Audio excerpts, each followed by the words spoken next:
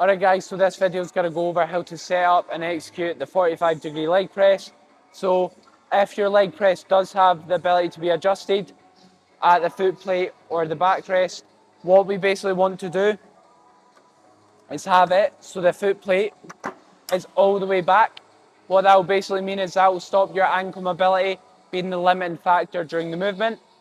As for the back pad, what you want to make sure is you've not got it super upright.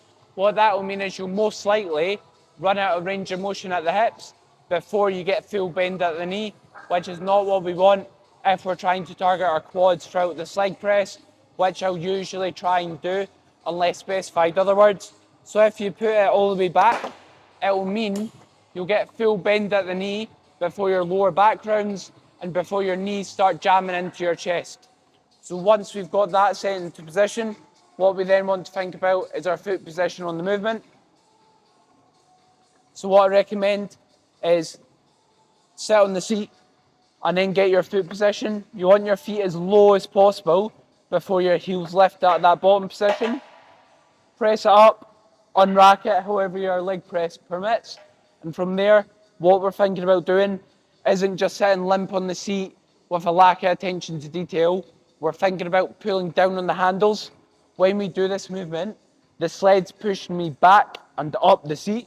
So we want to create a counter force, in other words, do the exact opposite and pull ourselves down hard with the handles.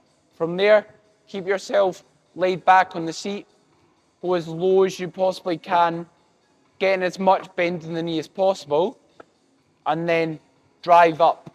And you basically want your feet as low as possible before your heels lift at the bottom.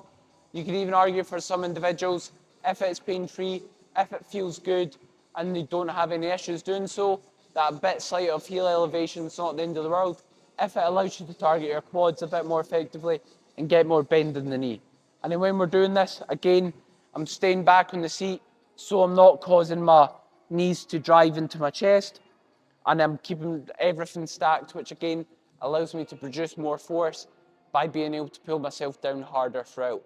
And here we're thinking about getting a big breath in throughout the eccentric, or in other words, the lowering phase, and then driving up and basically repeating that process. Thanks very much for watching. The full video is exclusively available to my online coaching and personal training clients. If you are interested in personal training or online coaching, feel free to inquire via the link in my bio, or simply drop me a message on any of my social media platforms, or give me an email for more information.